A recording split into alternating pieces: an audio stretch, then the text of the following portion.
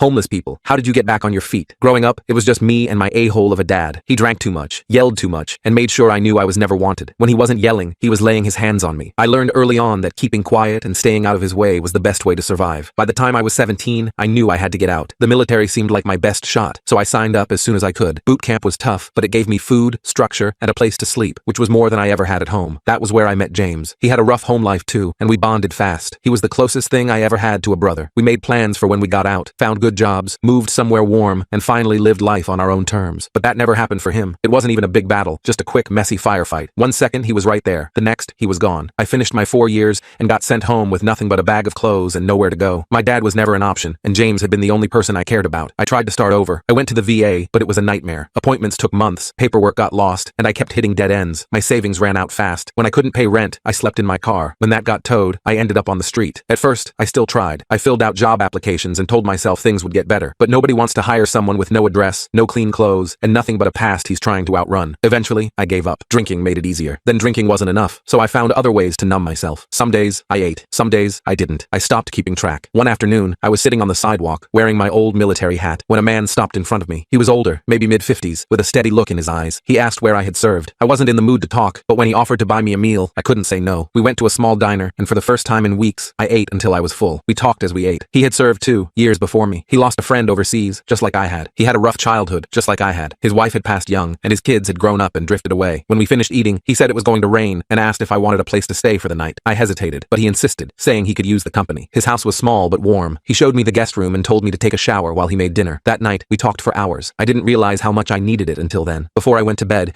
he told me I could stay for a while, as long as I stayed clean. If I used it again, I was out. I agreed, but detox was hell. I could barely sleep. My body ached non-stop, and my mind felt like it was splitting in two. He helped me through it, made sure I ate, and sat with me when I felt like I was losing my mind. In return, I helped around the house. I fixed things, mowed the lawn, and learned skills most people take for granted. For the first time in years, I had a reason to get up in the morning. One night, when the cravings got bad, I snapped. I couldn't take it anymore. I snuck out, ready to find something to take the edge off. But as I walked through the empty streets, I passed the spot where we had first met. I stood there for a long time, thinking about everything he had done for me. I turned around and went back. He was waiting on the porch. He didn't look angry, just tired. He asked if I had used it. I told him no. I had wanted to, but I thought about him and everything he had given me, and I couldn't do it. He was quiet for a long time. Then he pulled me into a hug. "I'm proud of you, son," he said. I just stood there and started crying. From that moment on, we were family. A few weeks later, he called an old friend who owned a mechanic shop and got me a job. I almost broke down when I thanked him. He had given me something I had never had before, a home, a father, and a future. I still have bad days. I still think about James, but now I have someone in my corner, and for the first time in my life, I finally believe I deserve it.